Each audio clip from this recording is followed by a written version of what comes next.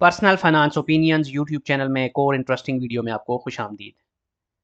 हम में से हर शख्स की ख्वाहिश होती है कि वो फाइनेंशियल इंडिपेंडेंस हासिल करे और हर आने वाला जो दिन है, आने वाला महीना है या आने वाला साल है, उसमें हमारी फाइनेंशियल पोजीशन पहले से बेहतर हो। आज की इस वीडियो में मैं बात करूंगा 10 ऐसी चीज़ों के बारे में, ऐसी आदतों के बारे में जो अगर आप अपना लेते हैं तो फिर आप फाइनेंशियल इंडिपेंडेंस की जो लेयर्स हैं उनमें आसानी से आगे बढ़ सकते हैं और हर आने वाला जो साल है उसमें आप पहले से बेहतर पोजीशन में होंगे और अमीर से अमीरतर होते जाएंगे। इस वीडियो को देखने के बाद आप कमेंट सेक्शन में ज़रूर बताइएगा कि इनमें से कौन-सी वो आदत हैं जो ऑलरेडी आपके अंदर मौजूद हैं और कौन-सी वो आदतें हैं जो आपको इम्प्रूव करने की ज़रूरत है। इस लिस्ट के अंदर जो पहली चीज़ है वो ये है कि सबसे इम्पोर्टेंट है कि आपको अपने जो अखराजात हैं उनको कंट्रोल करते हुए लिव बिलो योर मीन्स का फ़ॉर्मूला अपनाना चाहिए। पाकिस्तान की अगर ख़ास तौर पे बात करें तो यहाँ पर मेजॉरिटी का अलमिया यही होता है कि उनके जो अखराजात होते हैं वो आउट ऑफ कंट्रोल होते हैं और उनके जो मीन्स होते हैं या जो उनकी माली हैसियत होती है वो उसके मुताबिक नहीं बल्कि उससे बढ़कर ज़िंदगी गुजारने की कोशिश कर रहे होते हैं। तो आज से इस आदत को अपना लें कि आप देखें कि आपकी माली हैसियत क्या है, आपके जो कैश इनफ्लो है वो क्या है और उसी हिसाब से जो कैश का आउटफ्लो है उस हवाले से आप अपनी प्लानिंग करें। अगर आप अपनी चादर को देखकर अपने पाँव फैलाएँगे, तो फिर कभी भी आप फाइनेंशियली एक ऐसी मिज़रेबल सिचुएशन में नहीं जाएँगे कि जहाँ पर फिर आपके लिए अपने जो रोज़मर्रा के अखराजात हैं, उनको पूरा करना भी मुमकिन ना हो। अपने फाइनेंशियल सिचुएशन को असेस कीजिए और देखिए कि क्या आप कहीं इस सिचुएशन में तो नहीं है कि हर महीने की 20 तारीख को या 25 तारीख को अगर आप सैलरीड एम्प्लॉयी हैं, तो आपकी जेब खाली हो चुकी होती है। अगर ये सिचुएशन हो तो दैट मीन्स कि ये आदत आपके अंदर नहीं है और आप लिव बिलो योर मीन्स के फ़ॉर्मूले पे अमल नहीं कर रहे। तो अगर आप अपने आप को फाइनेंशियल इंडिपेंडेंस की तरफ लेकर जाना चाहते हैं, तो इसको एक प्री रिक्विज़िट के तौर पर समझ लें कि जब तक आप इस फ़ॉर्मूला के ऊपर अमल नहीं करते, तब तक आपके माली हालात या आपकी जो फाइनेंशियल पोज़ीशन है, वो बेहतर नहीं हो सकती। अब इस लिस्ट में जो दूसरा पॉइंट है या जो दूसरी आदत है जो आपको अपनाने की ज़रूरत है, वो ये है कि कीप सेविंग एंड इन्वेस्टिंग। इस चैनल पे बार-बार मैं सेविंग के हवाले से और इन्वेस्टिंग के हवाले से बात करता रहता हूँ और अगर आप अपने आप को हर आने वाले दिन बेहतर से बेहतरीन की तरफ लेके जाना चाहते हैं, तो फिर अपनी जो भी आपकी इनकम है, जो आपकी जॉब से आ रही है, किसी साइड हासिल से आ रही है, बिज़नेस से आ रही है, कहीं से भी आ रही है, जब तक आप उसको सेव करके और फिर उसको प्रॉपर्ली इन्वेस्ट नहीं करेंगे और इसको रेगुलर नहीं करेंगे, उस वक़्त तक आपका जो आने वाला वक़्त है, उसमें आपकी जो कैश इन्फ्लो है, वो बेहतर नहीं हो सकता। अब इसमें इम्पोर्टेंट चीज़ ये है कि सिर्फ़ सेविंग काफ़ी नहीं है, जब तक आप उस सेविंग को एक स्मार्ट तरीके से इन्वेस्ट नहीं करते, तब तक वो सेविंग भी आपकी गलती सड़ती रहेगी। क्योंकि इन्फ्लेशन को बीट करने और उसमें से बेहतर तौर पर जो रिटर्न ऑन इन्वेस्टमेंट है, वो हासिल करने के लिए ज़रूरी है कि आप उसको अच्छे तरीके से इन्वेस्ट करें। हमारे यहाँ एक और कल्चर ये है कि बहुत से लोग कमेटी डालते हैं, यानी कि वो अपनी सेविंग को वो समझ रहे होते हैं कि कमेटी डालने से वो पैसा सेव कर रहे हैं और साल बाद या जो भी टेन्योर होता है उसके बाद उनको जितना पैसा उन्होंने उसमें डाला होता है वो वापस मिलता है, तो उसको वो समझते हैं कि शायद वो कोई एक अचीवमेंट है। लेकिन रियलिस्टिकली अगर आप देखें तो ईयरली बेसिस पे अगर हम बहुत ही मॉडेस्ट नंबर लेकर भी चलें 10% का अगर इन्फ्लेशन रेट, तो एक साल के बाद जो आपको पैसा वापस मिल रहा होता है आपकी कमेटी में से, उसकी जो बाइंग पावर है वो 10% कम हो चुकी होती है। तो कोशिश करें कि पैसे को सिर्फ़ सेव ना करें बल्कि उसको बेहतर तरीके से इन्वेस्ट भी करें। अब बहुत से लोग ऐसे हैं जिन्होंने करंट अकाउंट के अंदर पैसा रखा होता है जिसमें उनको कुछ फ़ायदा नहीं हो रहा होता, उसको कहीं वो इन्वेस्ट नहीं कर पा रहे होते। तो अगर उसमें आप पैसा रखते हैं तो वक़्त के साथ-साथ उस पैसे की वैल्यू भी कम हो रही होती है। इसलिए आज ही अपनी इस आदत को अपनाएँ कि पैसे को सबसे पहले सेव करें और जो ही उसको सेव करें, उसको फिर आप बेहतर तरीके से इन्वेस्ट करना शुरू कर दें। आगे चलकर कुछ मज़ीद बात करेंगे इस वीडियो में इन्वेस्टमेंट के हवाले से कि कैसे आप एक स्मार्ट इन्वेस्टमेंट कर सकते हैं और उसके लिए आपको किन चीज़ों के ऊपर गौर करना चाहिए। अब जो तीसरा बड़ा इम्पोर्टेंट पॉइंट है और ये आदत आपने अपनानी है, वो बहुत ही ज़रूरी है कि शो ऑफ से आपने इज्तनाब करना है और अपने लाइफ़स्टाइल इन्फ्लेशन की तरफ नहीं जाना। ये हमारा अलमिया है, ख़ास तौर पे अगर सब कॉन्टिनेंट की बात की जाए तो हमारे लोगों में कि उनके पास थोड़ा-सा पैसा आ जाए तो वो कोशिश करते हैं कि वो अपनी सोसाइटी में अपना सर ऊँचा करने के लिए एक महँगी से महँगी गाड़ी ले लें, किसी पॉश इलाके में शिफ्ट हो जाएँ। फिर उसके अलावा जो आउटिंग्स हैं, जो होटलिंग है और बाकी और जो बहुत सारे इस तरह की चीज़ें हैं जो कि सिर्फ़ शो ऑफ करने के लिए या सोसाइटी में ये दिखाने के लिए कि आपके पास बहुत पैसा है, उसके ऊपर वो अपना पैसा खर्च करना शुरू कर देते हैं। दूसरों को इम्प्रेस करने की अगर आप जंग में चले गए तो ये वो जंग है जो कभी ख़त्म नहीं होगी और हर पोज़ीशन पे आपको लगेगा कि अब मज़ीद कुछ करने की ज़रूरत है ताकि लोग आपसे इम्प्रेस हों। और ये इसका हासिल कुछ नहीं होगा और सिर्फ़ आप अपने पैसे को ही उड़ा रहे होंगे। इसलिए कोशिश करें कि बजाय दूसरों को इम्प्रेस करने के, आप अपनी फ़ाइनेंशियल पोज़ीशन को विद द टाइम बेहतर बनाते जाएँ। अगर किसी ने आपसे इम्प्रेस होना है तो वो खुद ही हो जाएगा और वैसे भी आपका मतमय-नज़र किसी और को इम्प्रेस करना नहीं होना चाहिए, बल्कि अपनी पोज़ीशन को बेहतर करना ही होना चाहिए। अब इसमें एक और इम्पोर्टेंट पॉइंट ये है कि अपना लाइफ़स्टाइल जो है वो उसको आप अच्छा ज़रूर रखें लेकिन महदूद रखें। जितना ज़्यादा आप लाइफ़स्टाइल इन्फ्लेशन का शिकार होंगे, जो ही आपकी इनकम बढ़ती है तो आप अपने लाइफ़स्टाइल को बढ़ाना शुरू कर देते हैं और वो भी अननेसेसरीली। तो उसका नतीजा ये होता है कि नेट रिज़ल्ट नेगेटिव में चला जाता है, आपकी सैलरी बढ़ गई, आपकी इनकम बढ़ गई, लेकिन उसी हिसाब से अगर आपने एक्सपेंसेस को बढ़ाना शुरू कर दिया, तो एंड रिज़ल्ट आपका नेगेटिव आएगा। इसलिए कोशिश करें कि एक अच्छा लाइफ़स्टाइल ज़रूर जिएँ, लेकिन उसको महदूद रखें और ख़ाह-मख़ाह के जो झमेले होते हैं, उनमें पड़ने की कोशिश ना करें और सिर्फ़ उन्हीं चीज़ों पे अपना टाइम और पैसा इस्तेमाल करें, जहाँ पर आपको कुछ फ़ायदा हो रहा हो। अब इसके बाद जो चौथा पॉइंट है वो भी बड़ा इम्पोर्टेंट है कि अपने जो आपका स्किल सेट है, जो आपका नॉलेज है, जो आपका एक्सपीरियंस है, इसको बढ़ाते जाएँ, इसको पॉलिश करते जाएँ और किसी भी रूम में आप हों तो कोशिश करें कि आप उसमें सबसे स्मार्टर बनकर निकलें। Be smart in the crowd and keep learning. और ये तभी मुमकिन है कि आप अपने आप को ग्रो करते जाएँ, जो लेटेस्ट टेक्नोलॉजीज़ हैं। अगर आप किसी जॉब मार्केट में आप किसी कंपनी में काम कर रहे हैं तो कोशिश करें कि जो लेटेस्ट टेक्नोलॉजीज़ हैं उसका नॉलेज हासिल करें, सर्टिफ़िकेशंस हासिल करें ताकि आप अपनी कंपनी में आप अपने जो टीम है उसमें अपने आप को बेहतर तौर पे एक्सेल कर सकें और आप शाइन कर सकें और उसमें आपकी ग्रोथ मुमकिन हो सके। इसी तरह आप किसी बिज़नेस में हैं तो उस बिज़नेस की जो लेटेस्ट टेक्नीक्स हैं, लेटेस्ट जो टेक्नोलॉजीज़ यूज़ हो रही हैं, उनके बारे में अपने आप को कमा हक्कू इक्विप करें नॉलेज के साथ और उससे आप एक्सपीरियंस गेन करें। इसी तरह अगर आप कोई साइट हासिल कर रहे हैं, जैसे फ्रीलांसिंग कर रहे हैं, तो कोशिश करें कि जो लेटेस्ट टेक्नोलॉजीज़ हैं, जिनका स्कोप है, उनको सीखने की कोशिश करें। फिर अगर आप इन्वेस्टर हैं, तो इन्वेस्टमेंट की जो स्ट्रैटेजीज़ हैं, उनको समझने की कोशिश करें। फॉर एग्ज़ाम्पल अगर आप स्टॉक मार्केट में इन्वेस्टमेंट करते हैं, तो बहुत ज़रूरी है कि आपको फंडामेंटल एनालिसिस का पता होना चाहिए, टेक्निकल एनालिसिस का पता होना चाहिए। कंपनीज़ की जो फाइनेंशियल स्टेटमेंट्स होती हैं, उनको कैसे पढ़ा जाता है, वो आपको पता होना चाहिए। उसको इंटरप्रेट कैसे किया जाता है, मुख्तलिफ जो फाइनेंशियल रेशोज़ होती हैं, उनकी क्या सिग्निफिकेंस है, वो आपको पता होना चाहिए। तो कहने का मतलब ये है कि जिस भी फ़ील्ड के अंदर आप हैं या जिस फ़ील्ड में जाना चाहते हैं, उसके अंदर आपकी लर्निंग का जो प्रोसेस है ये कंटिन्यूअस रहना चाहिए और आपको कुछ ना कुछ सीखते रहना चाहिए। यही वो तरीका है जिससे आप अपने आप को दूसरों से मुनफ़रिद कर सकते हैं और आप अपने आप को बेहतर तौर पे मार्केट कर सकते हैं और आप मार्केटेबल बनेंगे जॉब मार्केट में भी, बिज़नेस में भी, जब आप अपने आप को लेटेस्ट जो नॉलेज है उससे, जो स्किल्स हैं और जो एक्सपीरियंसेस हैं उनसे इक्विप करेंगे। अब इसके बाद जो 5वाँ पॉइंट है या 5वीं आदत है वो ख़ास तौर पे इन्वेस्टर्स के लिए बहुत इम्पोर्टेंट है कि आपको अपने इमोशंस पे कंट्रोल करना है और आपने अपने दिमाग को दिल से ज़्यादा इस्तेमाल करना है।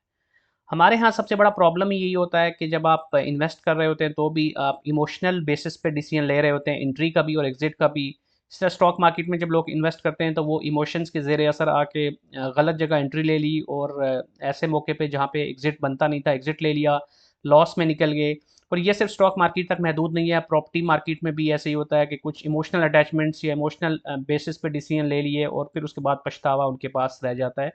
तो याद रहे कि जो फाइनेंशियल मामलात होते हैं ये आपकी दिमागी सलाहियतों के मुतकाज़ी होते हैं और इसमें आपको अपने दिल की नहीं अपने दिमाग की सुननी चाहिए।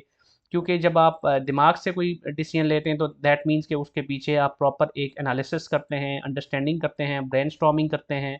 और उसके ins and outs, pros and cons सारे देखते हैं और तभी डिसाइड करते हैं। तो अगर आप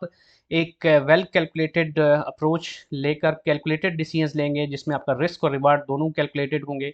तो उस सूरत में फिर आपके जो रिजल्ट्स होंगे, आपकी जो भी एक्टिविटीज़ होंगी, जो भी आपकी एफर्ट्स होंगे उसके बेहतर निकलेंगे और उसमें आपका सॉलिड एनालिसिस भी कार फरमा होगा। लेकिन अगर आप सिर्फ दिल की सुनेंगे और इमोशनल बेसिस पे कोई भी डिसीजन लेंगे तो उसमें आपको नुकसान का अंदेशा ज़्यादा होता है। अब जो छठी आदत है या जो छठा पॉइंट है इसमें वो ये है कि आपने मल्टीपल इनकम स्ट्रीम्स बनानी है अगर आप फाइनेंशियल इंडिपेंडेंस की तरफ जाना चाहते हैं। याद रहे कि अगर आप एक जॉब के ऊपर इन्हिसार कर रहे हैं तो दैट मीन्स कि आप अनएम्प्लॉयमेंट से या बेरोज़गारी से सिर्फ एक कदम के फासले पर हैं। आपकी जॉब कभी भी जा सकती है, ख़ाह वो किसी भी नेचर की जॉब हो। आप दुनिया भर में बड़ी-बड़ी कंपनीज़ में आप देखें कि ले-ऑफ्स होते हैं और इर्रेस्पेक्टिव कि आप उस कंपनी में कितने इंपॉर्टेंट हैं, आपका स्किल सेट कैसा है, आपको निकाला जा सकता है। और हर शख्स रिप्लेसेबल होता है, कोई भी शख्स किसी भी कंपनी के लिए लाजिम व मलजूम नहीं होता। इसलिए कोशिश करें कि आप किसी एक इनकम स्ट्रीम के ऊपर कभी भी इन्हिसार ना करें। और यही चीज़ बिज़नेस में भी है। बिज़नेस अगर आप कोई कर रहे हैं तो वो भी एक ही बिज़नेस कोई कर रहे हैं स्पेसिफ़िक नीश के अंदर, तो उस पे ही अगर आप इन्हिसार करते हैं तो वो भी आपको किसी भी वक़्त डबो सकता है, क्योंकि मार्केट्स बड़ी तेज़ी से चेंज हो रही हैं, टेक्नोलॉजीज़ रिवैम्प हो रही हैं। एग्ज़ाम्पल के तौर पे कुछ अर्सा पहले अगर आप देखें तो पाकिस्तान में पब्लिक कॉल ऑफ़िस पीसीओ जिसको बोलते थे, वो कितने ज़्यादा आपको नज़र आते थे। हर नुक्कड़ पे गली के आपको नज़र आ रहे होते थे। अब अगर आप एक पीसीओ खोल के बैठे रहते और कहते हैं कि यहीं से मैंने अपना सारा ज़िंदगी गुज़ारनी है, तो आज आप देख लें कि आपका पीसीओ की क्या सूरत-ए-हाल होती, उसका कोई वजूद ही नहीं रहा। यही चीज़ और भी बहुत सारी चीज़ों की है। ऐसी आपको बारहा चीज़ें नज़र आएँगी कि जिनकी कुछ अर्सा पहले बड़ी वक़्त थी, बड़ी अफ़ादियत थी, लेकिन अब वो इर्रेलेवेंट हो चुकी हैं। तो इसी तरह आप अपनी कोशिश करें कि अपने ज़राए आमदन को बढ़ाते जाएँ, एक से ज़्यादा सोर्सेज़ ऑफ इनकम होने चाहिए, एक्टिव सोर्सेज़ को भी बढ़ाएँ और पैसिव इनकम को भी बढ़ाते जाएँ। फॉर एग्ज़ाम्पल अगर आप कोई जॉब कर रहे हैं तो देखें कि आप स्पेयर टाइम में या इवनिंग टाइम में कौन-सी साइड हसल्स कर सकते हैं, क्या फ्रीलांसिंग कर सकते हैं, कौन-सी इन्वेस्टमेंट्स हैं जिन जो आप कर सकते हैं जहाँ से आपको डिविडेंड की मद में या फिर रेंटल की मद में या किसी भी तरीके से वहाँ से इनकम आ रही हो। इसके अलावा आप और कौन से डिजिटल सोर्सेज़ से आप अपनी इनकम बढ़ा सकते हैं। फिर आप देखें कि वो कौन से स्किल्स हैं जो आप सीख सकते हैं जिससे आपकी एक्टिव इनकम भी बढ़ सकती है, कौन सी सर्टिफिकेशंस आप कर सकते हैं जिसके ज़रिए आपकी जो एग्जिस्टिंग जॉब है उसमें आपकी वर्थ बढ़ सकती है, आपकी ग्रोथ मुमकिन है। तो इन सारी चीज़ों के ऊपर ज़रूर ब्रेनस्टॉर्मिंग करें और देखें कि क्या वो तरीके हैं जो आप अपना सकते हैं, जिसके ज़रिए आप आने वाले दिन में, आने वाले सालों में या आने वाले महीनों में अपने आप को ज़्यादा मार्केटेबल बना सकते हैं और अपनी वर्थ को बढ़ा सकते हैं। इसके बाद जो 7वाँ पॉइंट है वो भी बड़ा इम्पोर्टेंट है कि हमेशा अपनी कोई भी इन्वेस्टमेंट्स करें तो उसमें डाइवर्सिफ़िकेशन को ज़रूर फ़ॉलो करें, क्योंकि जितना ज़्यादा आप डाइवर्सिफ़ाई करेंगे, जितनी ज़्यादा तनव्वुह होगा आपकी इन्वेस्टमेंट्स के अंदर, उतना ज़्यादा आपकी जो रिस्क फैक्टर है वो कम होता जाएगा। अब डाइवर्सिफ़िकेशन का मतलब ये है कि आपने अपने सारे अंडे एक टोकरी में नहीं रखने, क्योंकि एक टोकरी अगर गिर गई तो दैट मीन्स कि सारे अंडे टूट गए। तो कोशिश करें कि एक से ज़ायद एसेट क्लासेस के अंदर इन्वेस्ट करें। मिसाल के तौर पर अगर आपके पास कुछ पैसे हैं, तो सारे के सारे पैसे आप सिर्फ स्टॉक मार्केट में ना डालें, या सारे के सारे पैसे आप किसी और जो एसेट क्लास है, जैसे कोई सारे पैसों से एक एक प्लॉट ना ले लें, कोई फ़ाइल ना ख़रीद लें, क्योंकि वो अगर खुदा न खास्ता डूब गई, उसमें कोई नुकसान हुआ या उसमें स्टेगनेंसी आ गई, ग्रोथ ना आई, तो दैट मीन्स कि आपकी ओवरऑल सारी की सारी जो इन्वेस्टमेंट है वो स्टेक पे आ जाएगी। कोशिश करें कि मल्टीपल एसेट क्लासेस के अंदर एक्सपोज़र लें और अपना पोर्टफोलियो ऐसे बिल्ड करें कि उसमें आपके कुछ स्टॉक्स भी हों, कुछ उसमें स्टॉक्स के अंदर भी कुछ ग्रोथ स्टॉक्स हों, कुछ आपके जो डिविडेंड बेस्ड स्टॉक्स हैं वो होने चाहिए। फिर उसके बाद वो मल्टीपल सेक्टर्स के अंदर से होने चाहिए, एक सेक्टर के अंदर भी कॉन्सन्ट्रेट ना करें। इसके बाद फिर ये देखें कि आप कुछ एक्सपोज़र जो है वो म्यूचुअल फंड्स के थ्रू भी ले सकते हैं बजाय डायरेक्ट स्टॉक्स के। इसके अलावा म्यूचुअल फंड्स के अंदर भी कुछ इन्वेस्टमेंट आप इक्विटी फंड्स में लें, कुछ आप जो मनी मार्केट के फंड्स हैं उसके अंदर जाएँ। फिर आपके पास कुछ गोल्ड के एसेट्स होने चाहिए, फिज़िकल गोल्ड भी हो सकता है या गोल्ड के जो ईटीएफ्स हैं वो भी हो सकते हैं। फिर साथ-साथ ज्योग्राफिकल डाइवर्सिफ़िकेशन की तरफ भी जाएँ, कि सारे एसेट्स आपके फॉर एग्ज़ाम्पल पाकिस्तान में है तो you never know the economy की कल क्या सिचुएशन होती है। तो कोशिश करें कि ज्योग्राफिकली भी डाइवर्सिफ़ाई करें, मुख्तलिफ़ ममालिक में ख़ास तौर पे जो ओवरसीज़ हैं, आप जैसे यूएई हो गया, मिडल ईस्ट हो गया या दुनिया की किसी भी और मुल्क में जहाँ पर आपको अपॉर्चुनिटी मिलती है, तो कुछ एसेट्स वहाँ पे भी बनाने की कोशिश करें, जो प्रॉपर्टी के एसेट्स भी हो सकते हैं या फिर इंटरनेशनल मार्केट की जो एक्सपोज़र है in terms of stock market, US की स्टॉक मार्केट हो गई, या अगर मिडल ईस्ट में है तो सऊदी स्टॉक मार्केट तदावुल हो गया, या यूएई में अगर आप पे हैं तो डीएफएम या एडीएक्स हो गया। तो कोशिश करें कि मल्टीपल जगहों पे आप इन्वेस्ट करें ताकि आपका रिस्क फैक्टर जो है वो कम से कम हो जाए, और वो अगर एक जगह से आपका रिस्क कोई नुकसान खुदा न खास्ता होता भी है तो वो दूसरी तरफ से मिटिगेट हो जाए। अब जो 8वां पॉइंट है, ये भी बड़ा इम्पोर्टेंट है कि हम में से बहुत सारे लोगों का अलमिया ये है कि हम एक कम्फ़र्ट ज़ोन में रहना चाहते हैं। हम चाहते हैं कि बस एक सुकून की नींद सोए रहें और तरक्की ऑटोमेटिक होती रहे। ऐसा रियल लाइफ़ में होता नहीं है। जब तक आप चैलेंजेज़ को एक्सेप्ट नहीं करेंगे, तो आप उस वक़्त तक जो बड़े रिज़ल्ट्स हैं, वो हासिल नहीं कर सके। दुनिया में जितने भी लोग कामयाब हैं, अगर आप देखें तो उन्होंने चैलेंजेज़ को एक्सेप्ट किया है और बड़े रिज़ल्ट्स तभी उन्होंने हासिल किए हैं। और आप ये फ़ॉर्मूला अप्लाई होता है आपके करियर के ऊपर भी। बहुत सारे लोग होते हैं एक कंपनी के अंदर ही सारी ज़िंदगी गुज़ार देते हैं, या गवर्नमेंट जॉब के अंदर गए, तो कहते हैं बस यहीं यहीं पे मरना है, यहीं से पेंशन लेनी है। तो वो लोग फिर कभी भी बड़े लेवल के रिज़ल्ट्स अचीव नहीं कर पाते। तो कोशिश करें कि चैलेंजेस को एक्सेप्ट करें। ज्योग्राफिकल चैलेंजेस भी हो सकते हैं। मिसाल के तौर पर अगर आप देखें तो पाकिस्तान में अगर आपके पास अच्छा स्किल सेट है, तो अगर आपको कोई अपॉर्चुनिटी मिलती है दुनिया में कहीं भी, तो कोशिश करें कि आप उसको अवेल करें, क्योंकि उसमें नए एक्सपीरियंसेस आपको मिलेंगे, नई एक्सपर्टीज़ आपकी डेवलप होंगी, एक वर्सटाइल कल्चर के अंदर मल्टी कल्चरल इन्वायरमेंट में काम करने का मौका मिलेगा। उससे आपका जो थॉट प्रोसेस है उसके अंदर एक पॉजिटिव चेंज आएगी। इसी तरह अगर आप बिजनेसेस करते हैं तो उसमें भी चैलेंजेस को एक्सेप्ट करें। टफ डिसीजन जब लेने पड़े तो वो भी लें, आल दो कि कैलकुलेटेड डिसीजन होने चाहिए, लेकिन फिर भी आपको डिसीजन लेने चाहिए। अब एग्जांपल के तौर पे बहुत सारी हमारी कंपनीज या हमारे जो छोटे बिजनेस होते हैं स्मॉल स्केल के, तो उसके अंदर वो ऑटोमेशन की तरफ नहीं जाते, उसके अंदर टेक्नोलॉजी का यूटिलाइजेशन नहीं कर रहे होते। तो अब अगर वो इस तरह के चैलेंजेस एक्सेप्ट नहीं करेंगे, इस तरह की चीज़ों में नहीं जाएंगे, तो जो लेटेस्ट कटिंग एज टेक्नोलॉजीज़ के फ़वाद हैं उससे वो महरूम रह जाएंगे। छोटी सी दुकान है अगर आपकी, एक छोटा सा आपका ग्रॉसरी स्टोर भी है, तो उसके अंदर भी एग्जांपल के तौर पर अगर आप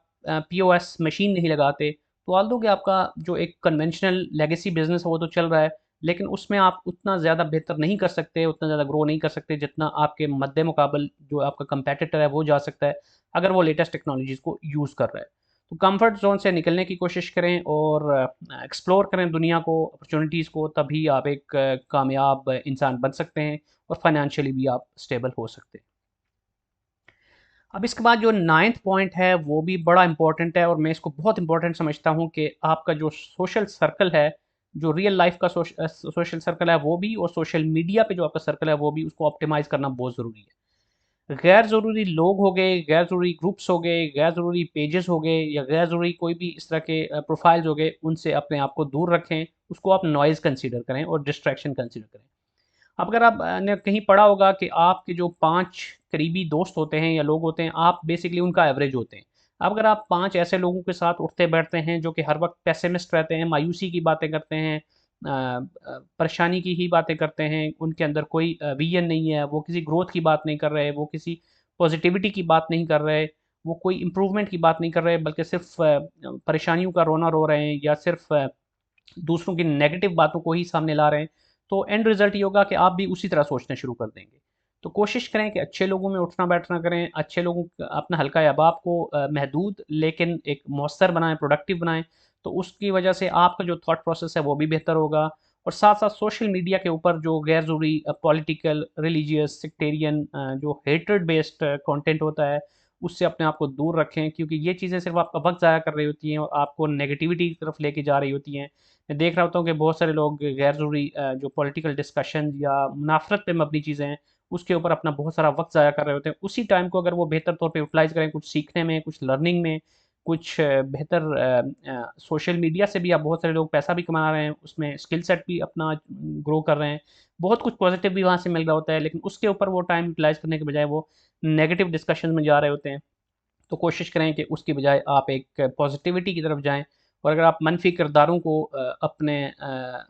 सर्कल से हटाते जाएँगे, तो आप देखेंगे कि आपका ओवरऑल जो लाइफ़ है उसके अंदर सुकून भी आएगा, और आप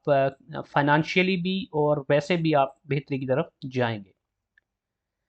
अब इसके बाद जो 10वां पॉइंट है, और वो आखिरी पॉइंट है, वो ये है कि डिसिप्लिन की तरफ जाएँ। फाइनेंशियल डिसिप्लिन बहुत ज़रूरी है, क्योंकि कुछ भी आप कर लें, जितना पैसा कमा लें, जितना ज़्यादा आप अपने आप को एक्सपेंड करने की कोशिश कर लें, जब तक आपके अंदर डिसिप्लिन नहीं आएगा, उस वक़्त आप कामयाब नहीं हो सकते। और माली मामलात में डिसिप्लिन की बहुत ज़रूरत होती है, और उस डिसिप्लिन का पहला स्टेप ये होता है कि आप एक प्लानिंग के तहत चलें। कुछ भी करें, घर का बजट बनाना हो, छोटा-सा कोई घर में आपने रेनोवेशन करनी है, कोई इन्वेस्टमेंट करनी है, बच्चों की स्कूलिंग के ऊपर कोई डिसीजन लेना है, उनको पढ़ाई के लिए बाहर भेजना है, कुछ भी करना है, उसके अंदर प्लानिंग और हिकमत अमली बहुत ज़रूरी होती है। प्रॉपर प्लानिंग, प्रॉपर स्ट्रेटजी के बगैर कभी भी कोई कदम ना उठाएँ। तो फाइनेंशियली आप जितना डिसिप्लिन्ड अप्रोच के साथ चलेंगे, उतना ज़्यादा उसमें कामयाब होंगे, उतना ज़्यादा आप जो लैडर टू फाइनेंशियल फ्रीडम है, उसके नए स्टेप्स के ऊपर बढ़ना शुरू हो जाएँगे। तो ये वो 10 आदात हैं जो कि बहुत ज़रूरी हैं, और आप कमेंट सेक्शन में ज़रूर बताइएगा कि इनमें से कौन से वो पॉइंट्स हैं जिन पे ऑलरेडी आप अमल कर रहे हैं, और कौन सी वो चीज़ें हैं जिसमें आपको इम्प्रूवमेंट की ज़रूरत है और जिसके ऊपर आप अपना ध्यान देंगे। मैं यकीन से कहता हूँ कि अगर आप इन पॉइंट्स को अपनी लाइफ में रियली इम्प्लीमेंट करते हैं और रियलिस्टिक होके और कंसिस्टेंट होके इनके साथ चलते हैं, तो आने वाला वक्त जो है उसमें आप अपने आप को फाइनेंशियली बेहतर से बेहतरीन की तरफ लेके जाएंगे, और कामयाबी ज़रूर आपका कदम चूमेगी। आज की वीडियो से इतना ही। कोई भी क्वेश्चन या कमेंट है तो आप कमेंट सेक्शन में लिख सकते हैं, और अगर आपको ये वीडियो पसंद आई है तो चैनल को सब्सक्राइब करना, वीडियो को लाइक करना और बेल आइकन को प्रेस करना मत भूलिएगा। ताकि इस तरह की जितनी भी वीडियोज़ हैं उसके हवाले से आपको बर वक्त नोटिफिकेशन मिलता रहे। Thank you very much.